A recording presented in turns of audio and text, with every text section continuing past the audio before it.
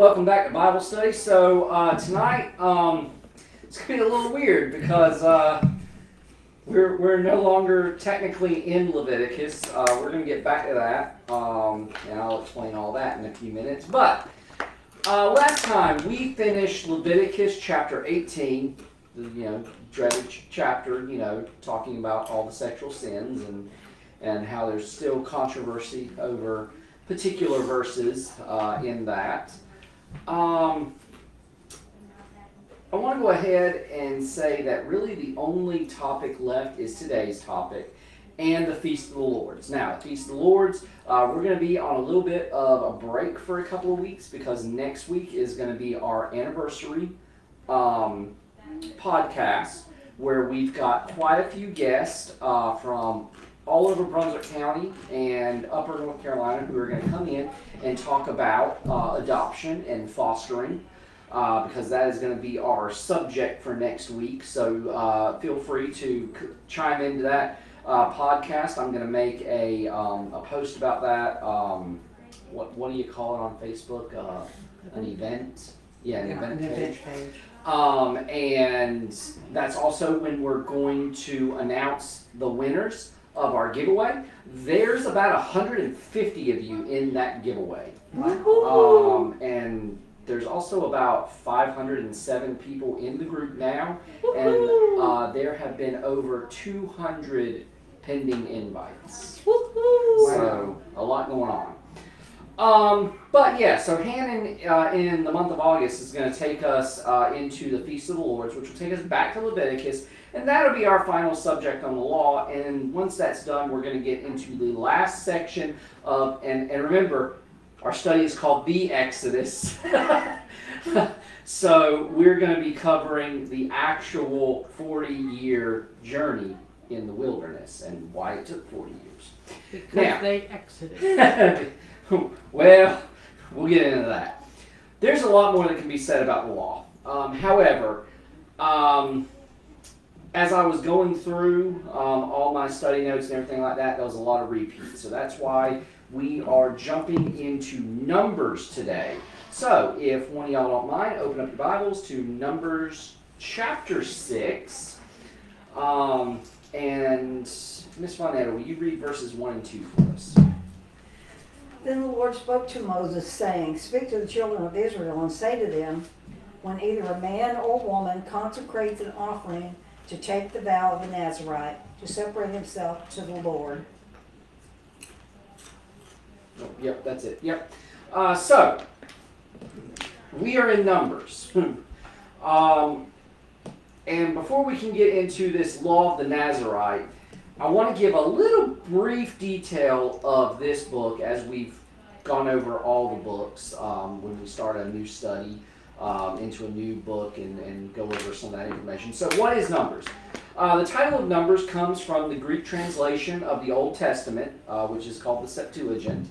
And it was written by Moses around about the 1400s BC, in the last year of his life, around 1406 to 1405 BC. So this is really, Numbers was really written around the end of the wilderness journey as we get into, Joshua and him leading them into the Promised Land.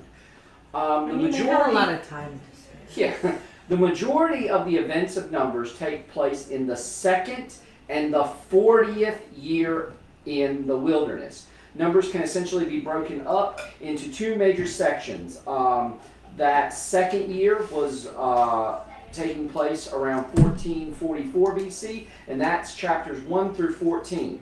And then starting in chapter 20, that is the 40th year in the wilderness, taking place around 1406, 5 BC-ish, depending on the months.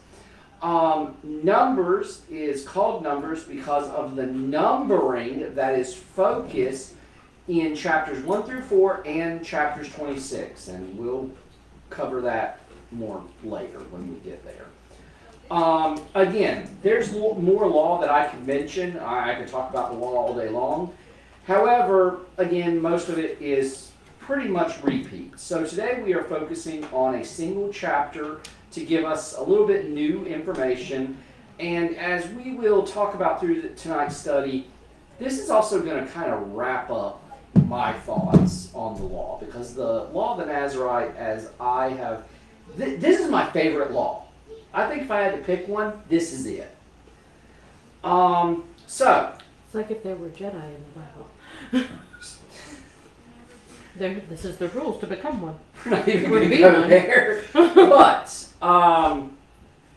another reason why we're going into chapter 6 and why I'm mentioning the law of the Nazarite is because of the subject matter of Numbers chapter 5. Again, we're not really going to read that because we've technically already covered it. Chapter 5 tells us the law of purification of an unclean person.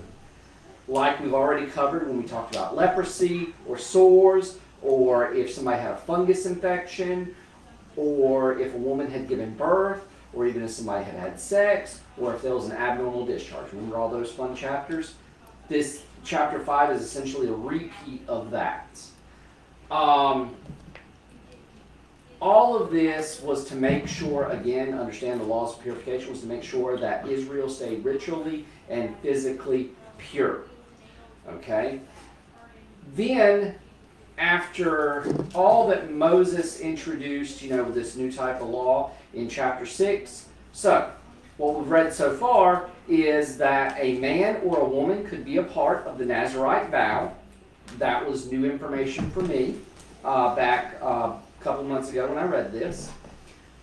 And it was a time of separation. So, what is this special vow? Emma, will you read verses 3 and 4, and Brad then 5 and 6? He shall separate himself from wine and strong drink, and shall drink no vinegar of wine or vinegar of strong drink. Neither shall he drink any liquor of grapes, nor eat moist grape or dry. All the days of his separation shall he eat nothing that is made of the vine tree, from the kernels even to the husk. All the days of the vow of his separation there shall no razor come upon his head, until the days be fulfilled, in the which he separateth himself unto the Lord. He shall be holy, and shall let the locks of the hair of his head grow. And Jess, will you read 7 and 8? Can we do 6 too? Oh, yes, please. All the days that he separateth himself unto the Lord, he shall come at no dead body. He shall not make himself unclean for his father, or for his mother, or for his brother, or for his sister when they die, because the consecration of his God is upon his head, and the days of his separation is holy unto the Lord. So, to simplify this vow, there are a few requirements. They cannot drink alcohol. They cannot even drink grape juice, eat raisins, or eat grapes. They could not cut their hair, and they could not go near or touch any dead thing person. Okay? Even if it was a family member who died. First, understand that the word Nazarite comes from the Hebrew word Nazir. Nazir means to separate or consecrate.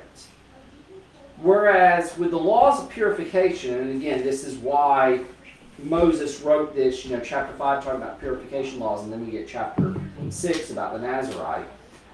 With the purification laws, they were involuntary.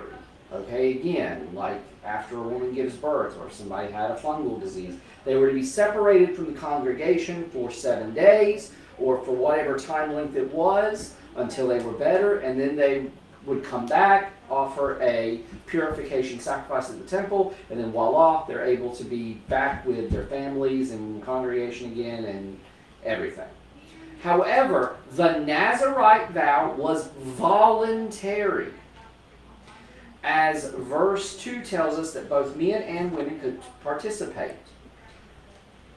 This wasn't because they had done anything against the law, and it wasn't because it was anything impure. It was strictly a time to separate voluntarily.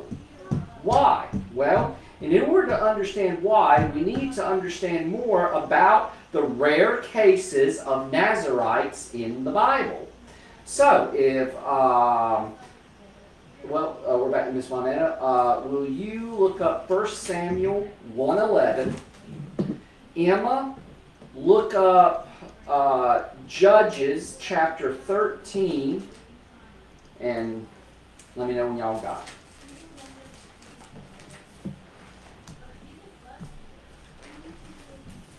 So 1 Samuel, Chapter 1, verse 11. verse You 11. got it? All right, go ahead and read it for us. Then she made a vow and said, O Lord of hosts, if you will indeed look on the affliction of your maidservant and remember me, and not forget your maidservant, but will give your maidservant a male child, then I will give him to the Lord all the days of his life, and no razor shall come upon his head. So this story is about Samuel's mother, Hannah, who really wanted a child. So she goes to the tabernacle, she is worshiping and praying so much that they're thinking she's intoxicated, and she's like, no, I'm just like this grief-stricken, I'm praying for this. But the important key here is her promise to the Lord is that if you give me a child, I will give him to you, Lord, as Samuel was, and no razor shall touch his head. Now this is going to be a common occurrence with these stories, is you're not going to get the full length of the Nazirite vow, but you're going to get a snippet.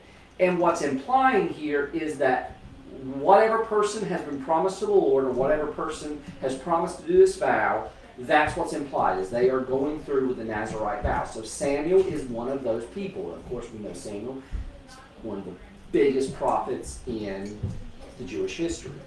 Emma, will you read Judges chapter 13, verses 1 through 5?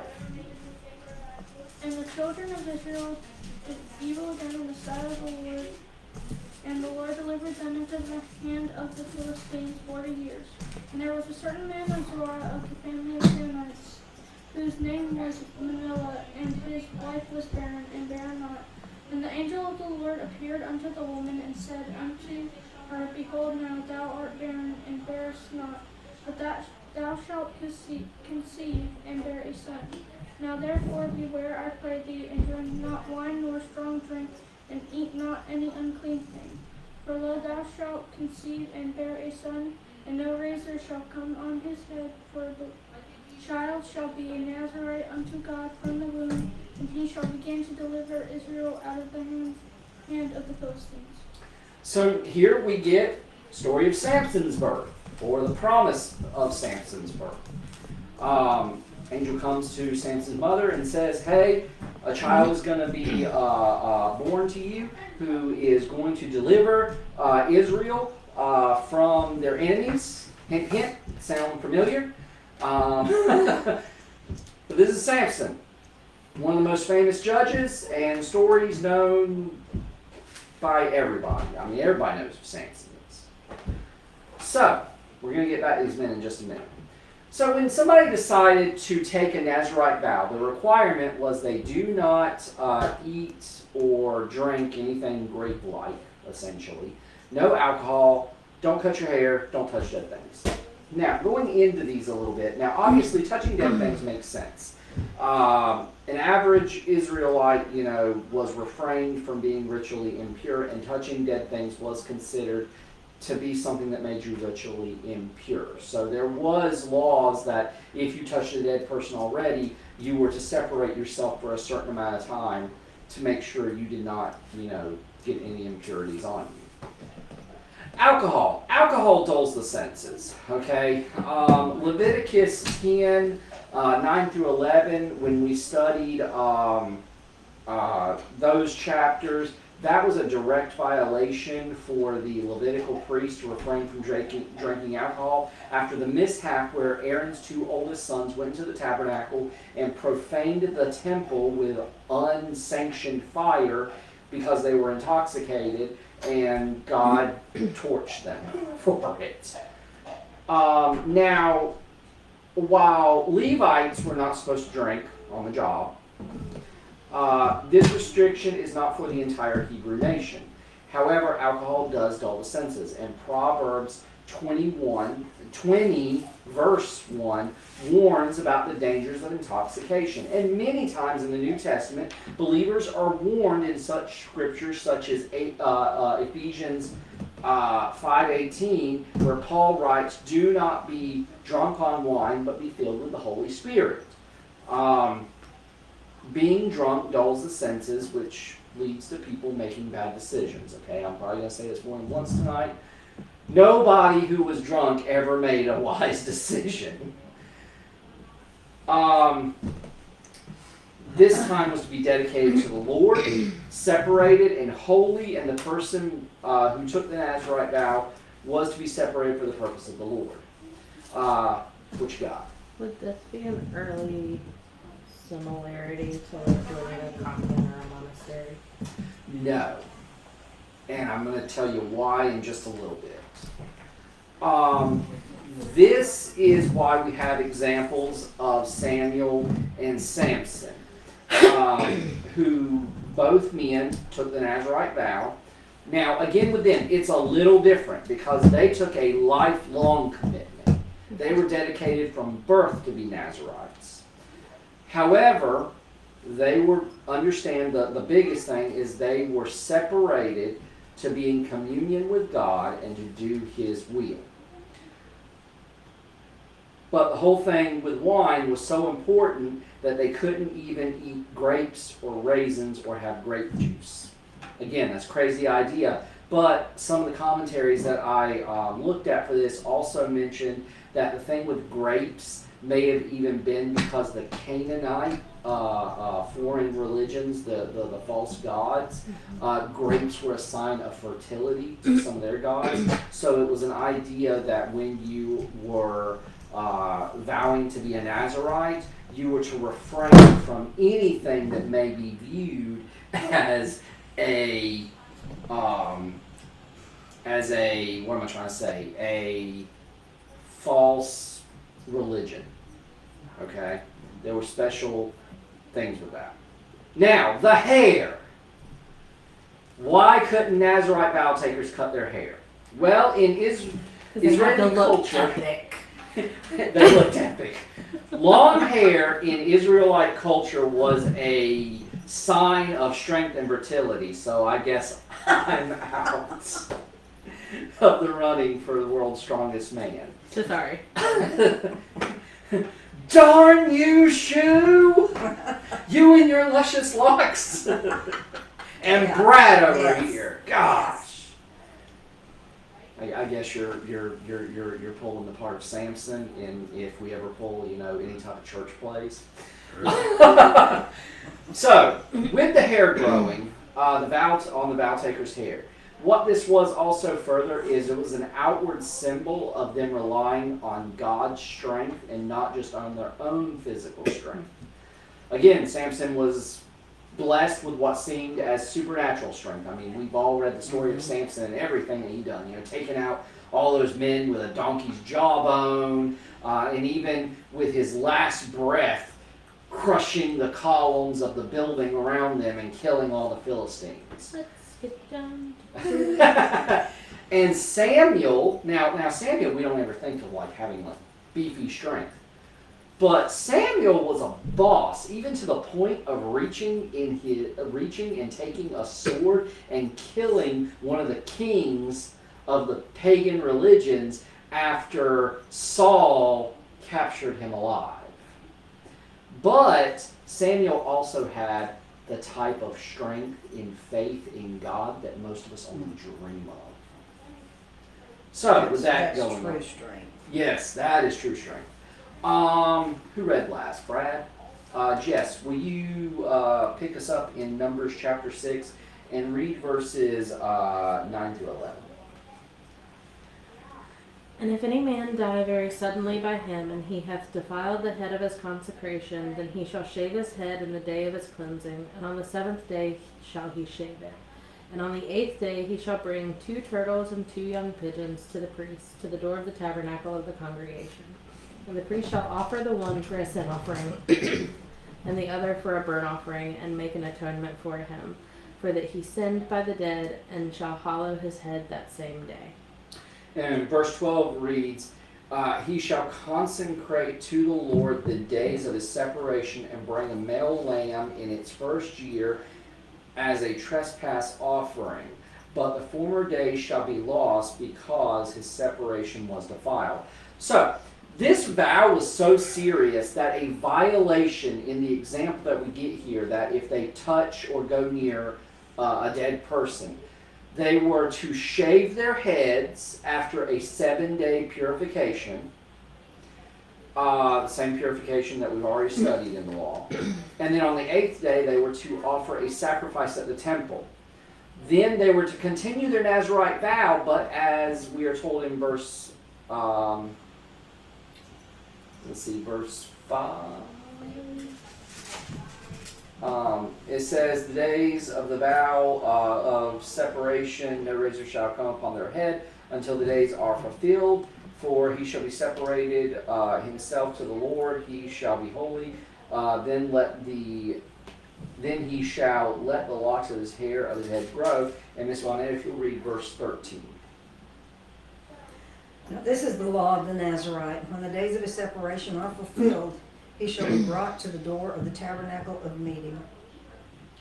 So, these are where these two verses come in place. So, as a regular Nazirite vow, okay, understand that it had a beginning and an end. The story of Samson and Samuel is a special case. But with most Nazirites, there was an unspecified amount of time. Now, some of the research suggested that most people done a 30-day period. Okay, they were a Nazirite for 30 days. Most commonly, it took place after a critical illness or after having a child, as a way to thank God for all he had done in their life. Makes sense? Mm-hmm. But if someone had messed up that vow, again, by touching dead things, drinking alcohol, eating grapes, whatever they did to cause that time of separation to be defiled, what they were then to do is that sacrifice and that purification process, but the days that they had completed up until that point were considered null and void, and they had to start over. So if you were doing it for 30 days and you messed up, and you were on day 25, then you had to start all the way back over again. Go back to God. Yeah. Ms. Flannery, will you continue for us and read verse 14 and 15? Me? Yeah. And he shall present his offering to the Lord, one male lamb in its first year without blemish as a burnt offering, one ewe lamb in its first year without blemish as a sin offering, one ram without blemish as a peace offering, a basket of unleavened bread of cakes of fine flour mixed with oil, unleavened wafers anointed with oil, and their grain offering with their drink offering. Emma, will you read 16 and 17? And the priest shall bring them before the Lord, and shall offer his sin offering and his burnt offering, and he shall offer the ram for a sacrifice of peace offerings unto the Lord, with the basket of unleavened bread. The priest shall offer also his meat offering and his drink offering. Brad, will you read 18 and 19? And the Nazarite shall shave the head of his separation at the door of the tabernacle of the congregation, and shall take the hair of the head of his separation, put it in the fire which is under the sacrifice of peace offerings. And the priest shall take the sodden shoulder of the ram, and one unleavened cake out of the basket, and one unleavened wafer, and shall put them upon the hand of the Nazarite after the hair of his separation is shaven. And Jess, will you read 20 and 21? And the priest shall wave them for a wave offering before the Lord. This is holy for the priest, and the wave breast and heave shoulder, and after that the Nazarite may drink wine. This is the law of the Nazarite, who hath vowed, and of his offering unto the Lord for his separation. Beside that his hand shall get, according to the vow which he vowed. So he must do after the law of his separation. So, when the vow was over, and again, remember that Samuel, Samson, and others that we're going to talk about in a minute, theirs was a special case, lifelong. So for the average Joe, again, there was a start and an end to a Nazirite vow. Now, the most important thing, the biggest thing that I found crazy about verses 13 through 21 is that when their time of being a Nazirite was over, they brought a burnt offering, a peace offering, a purification or sin offering, a grain offering, and a drink offering. They covered all the bases. They brought them all of them, all the sacrifices. Keep that in your mind, because that's going to be really important. A Nazirite vow taker would take part in all of the sacrifices. Then they would shave their head, and their hair would go in the fire with the sacrifices. Now, what has this got to do with us today? Is this just another great, story of like, okay, well, this was Samson, that's cool. But there is an example in the New Testament of a Nazirite. Now, no, I am not talking about Jesus. Jesus was called a Nazirite because he was from the town of Nazareth. Now, this was something that when I was a little kid, I thought Jesus took the Nazirite vow because he's called Jesus of Nazareth, or Jesus the Nazirite. Not the same thing. So, It probably doesn't help that our depictions of Jesus have long hair. so let's read. Someone turn to Luke chapter 1. And Miss Vonetta, since you're turning first, if you will read verse 13 and 14 of Luke chapter 1. And then Emma, you're going to pick up that. 13 and 14. Yep. But the angel said to him, "Do not be afraid, Zacharias, for your prayer is heard, and your wife Elizabeth will bear you a son, and you shall call his name John. And you will have joy and gladness, and many will rejoice at his birth." Emma, will you read 15 through 17? Luke chapter 1.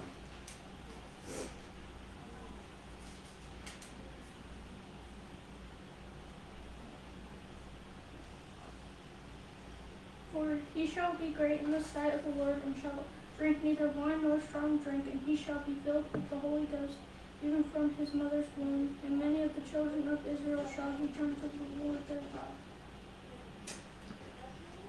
So the priest, Zechariah, being old, was told that he and his wife would have a child.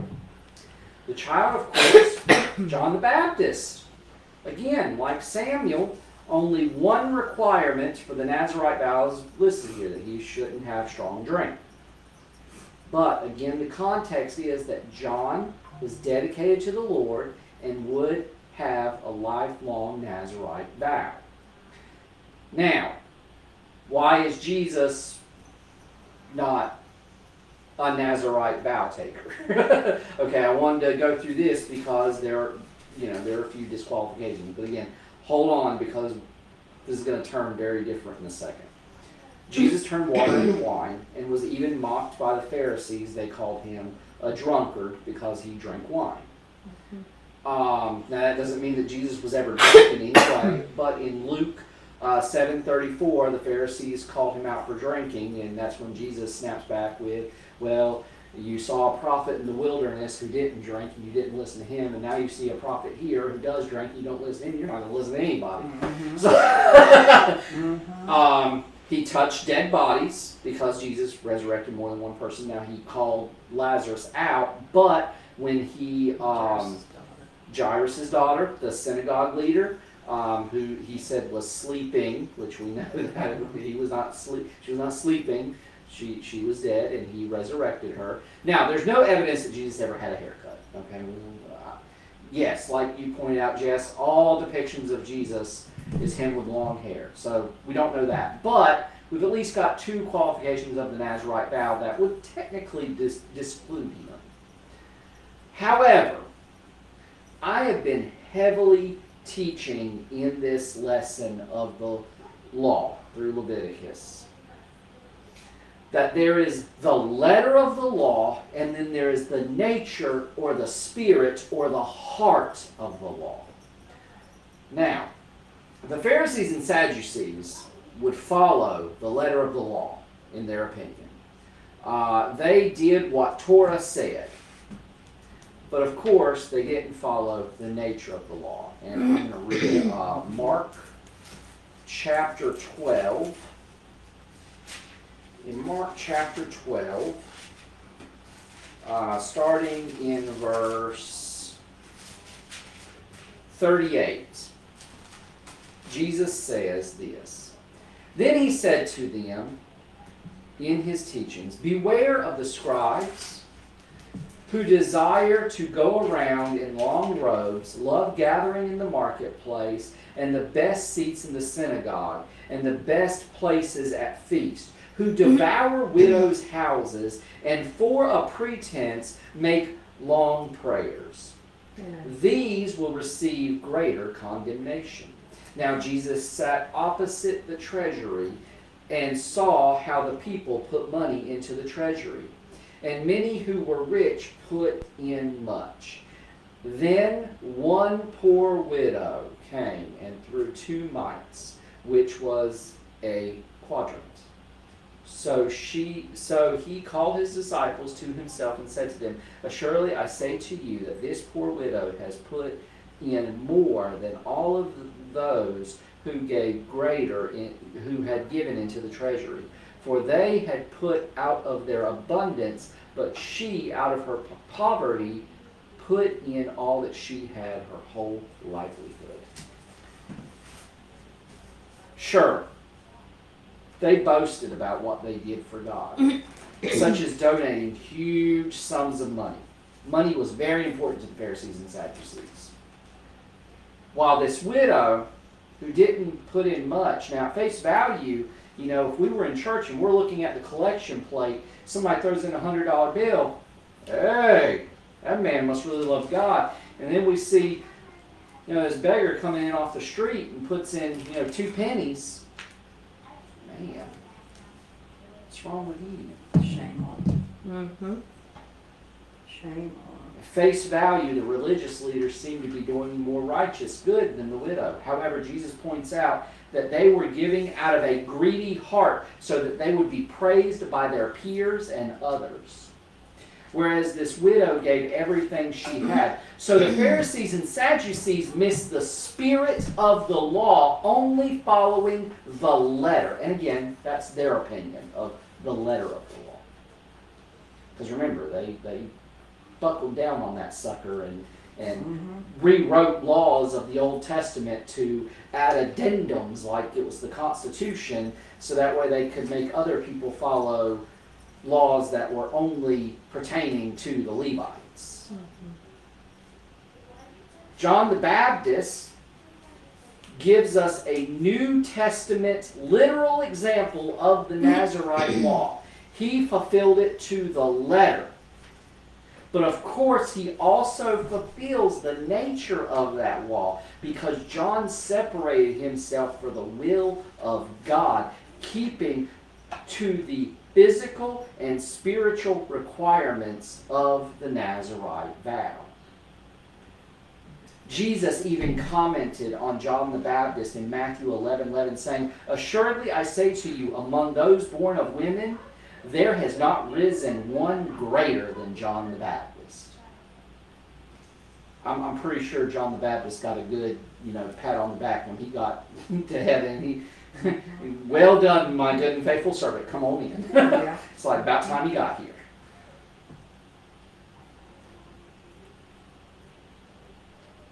But understand also that John the Baptist wasn't perfect.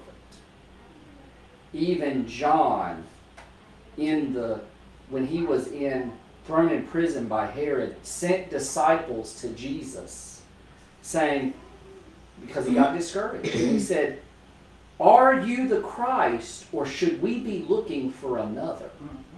And Jesus answered him, those disciples, and said, go back to John and tell him, the blind see, the lame walk. The lame walk, not the lamb, the lame. Sorry, my southern drawl came out for a second.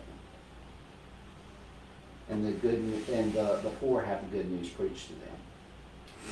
But we as Christians, we always say, and again, this is against those who try to nitpick the law and try to say we Christians just pick and choose what we want.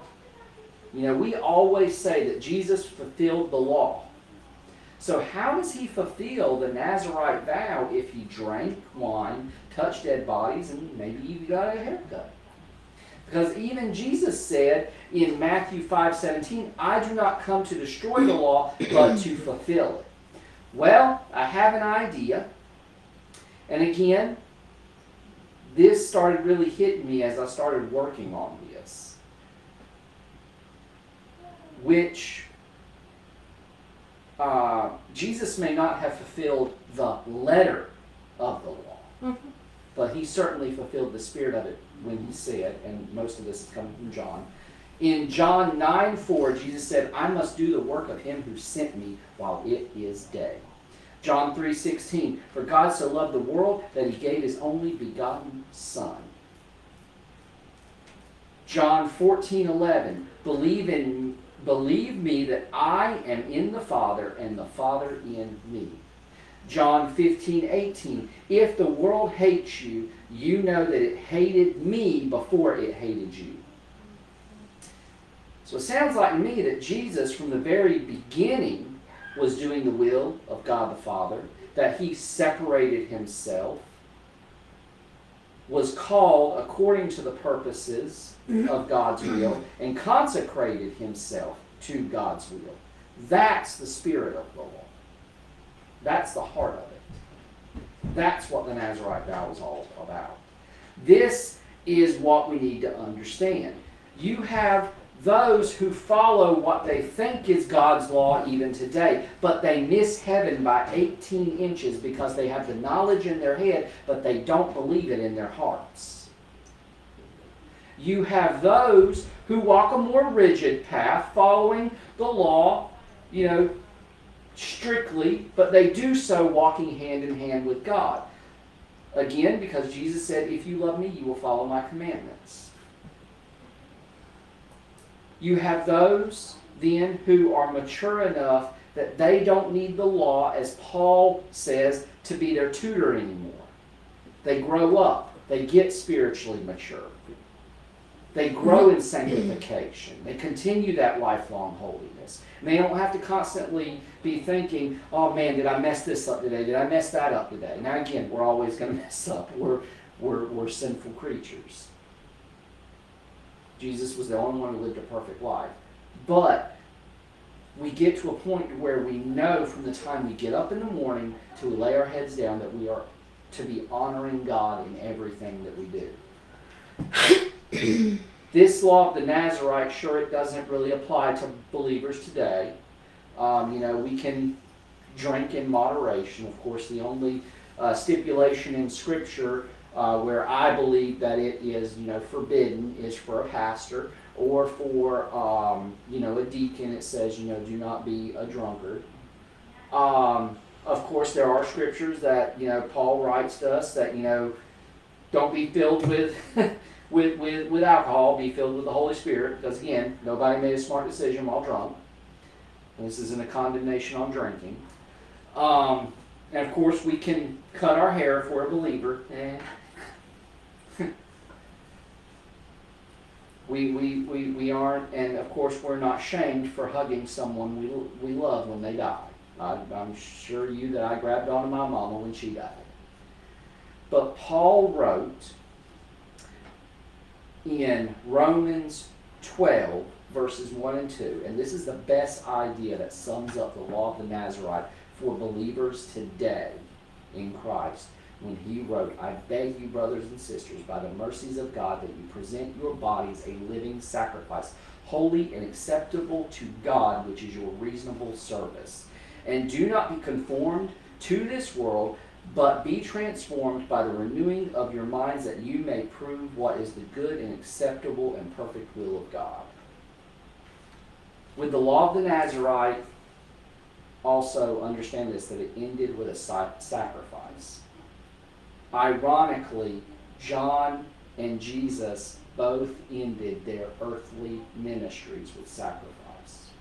John being condemned a criminal and beheaded, and Jesus giving his life on the cross so that we, would no longer be slaves to sin, and it would no longer hold us back. But of course, Jesus resurrected to new life. But here Paul is saying, hey, do the will of God and be ready to give up everything for God's will, even if it goes to death. Questions? I said I was really excited for this one because I really feel like the law of the Nazarite is a good example of Christian living found in the Old Testament. This is the way. Yeah, this is the way. Which I still like that it was called the way in Acts. Mm-hmm. And I like to think that they ended prayer meetings with, this is the way. All right, guys. Well, next week, like I said, we won't have a Bible study, but we will see you in a special live stream. I've got some guests coming. I've got the liaison for the Baptist Children's Home coming to talk about their program. I've got a representative from Just One Ministry coming in to talk to us about their ministry. I've got a representative from the Foster Closet of Brunswick County coming in from Supply Baptist. And of course, we also have a very touching personal guest, which I'll leave that as a mystery until next week, who's going to talk about their personal story with fostering and adoption. Until then, if you guys have any questions, please feel free to comment down below. I got you guys' prayer requests this week. Those who submitted prayer requests, we are praying for you. We're going to do that in just a minute. God bless, guys, and y'all have a wonderful week. Jess, you can take us out.